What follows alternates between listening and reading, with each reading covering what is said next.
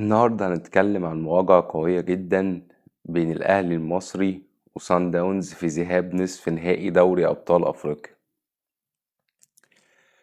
مباراة كانت حماسية جدا حتى آخر دقيقة. هناخد ملخص كده سريع للمباراة.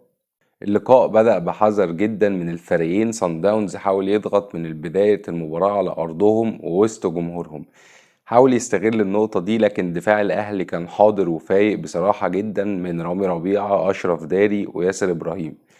كان رجالة فعلا عملوا مباراة دفاعية على أعلى مستوى. الشناوي كان ليه دور مهم جدا، كان مدي اللعيبة زي باور كده في الدفاع، كان دايما بيفوقهم لحد آخر لحظة عشان يفضل ثابتين دفاعيا. في المقابل الأهلي اعتمد لعبه كله على المرتدات، وكان أهم لاعب ليه دور في الأهلي وتحركاته في الملعب بصراحة كان النجم إمام عاشور. كان دايما مصدر قلق لدفاع صن داونز، وكانت أخطر فرصة للأهلي الشوط الأول لجراديشار في العارضة. للأسف الحظ ما كانش في صالحه وعمل مباراة كويسة جدا. الشوط الأول خلص بالتعادل، وفي الشوط التاني الضغط زاد، وأنا شايف إن الأهلي كان ليه ضربة جزاء صحيحة 100%، ولكن مش هنقف عند النقطة دي ونخلي التركيز في مباراة العودة. والمباراة انتهت 0-0، والفيصل إن شاء الله في القاهرة ويكون لصالح الأهلي. نيجي بقى لتحليل الأهلي. بدأ بتنظيم دفاعي عالي جدا، وواضح كولر كان مدي التعليمات بتقفيل الملعب على لعيبة سان داونز. والأغرب التشكيل 5-3-2. نص الملعب الأهلي كان بيضغط في توقيتات صح، سواء من مروان عطية أو أحمد رضا، والأطراف كانت بتقفل كويس على فريق سان داونز، سواء من محمد هاني أو مصطفى العش اللي كان هجوميا ودفاعيا يستاهل 10/10.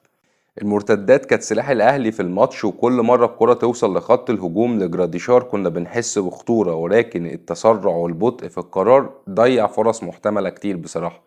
ميزة الأهلي في المباراة دي كانت الصبر والتركيز وعدم المجازفة. تحية الكولر بصراحة إنه قدر يأمن المباراة بشكل كويس جدا. أما التحليل لفريق سان داونز، حاول يفرض سيطرته كالعادة بالاستحواذ ونقل الكرة بسرعة، لكن الأهلي زي ما قلنا قفل عليه دفاعيا بشكل كويس جدا. وبرغم الاستحواذ الكبير ده، ان فريق سان داونز ما كانش فيه افضل حالاته وفرصتهم كانت قليلة جدا بصراحة.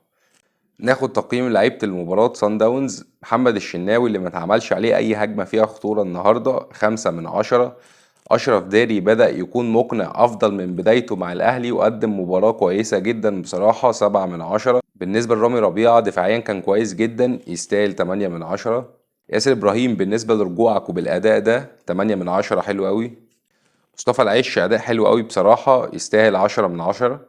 محمد هاني كان بيحاول يكون مهاري في توقيتات ما ينفعش فيها أي نوع من أنواع المهارة، بس كان كويس ما نظلمهوش، 8/10. إمام عاشور أحسن لاعب في مصر، وكان في كل مكان في الملعب وتركيزه عالي قوي بصراحة، 10/10. أحمد رضا يستاهل 7/10. مروان عطية عمل مباراة كويسة عن مباراة بيراميدز، تحركاته وتمريراته كان كويس بصراحة، 8/10. طاهر محمد طاهر أداؤه ما كانش أفضل حاجة عنده، أفضل من كده، 5/10. جراديشار كرة في العارضة وانفراد بيضيع، ولكن سوء الحظ بالنسبة للهجمات اللي كانت بتجيله، يستاهل 7/10. أشرف بن شرقي من لحظة نزوله في الملعب وخط الهجوم اتغير، تحركاته فرقت، جاب جول واتلغى. كنت أتمنى كولر ينزله بدري عن كده، كان هيعمل فرق كبير، يستاهل 9/10.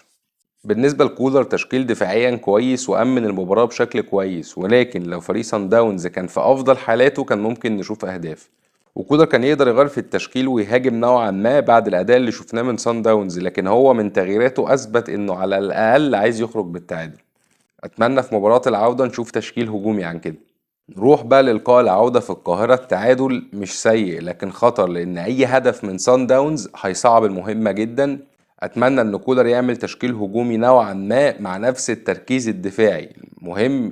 يعني أنا شايف إنه يهتم يلعب جدا ببن شرقي من بداية المباراة، هيعمل فرق كبير جدا.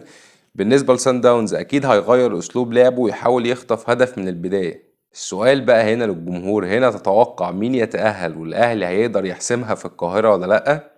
اكتب لي رأيك في الكومنتات، واشوفكم في فيديو جديد.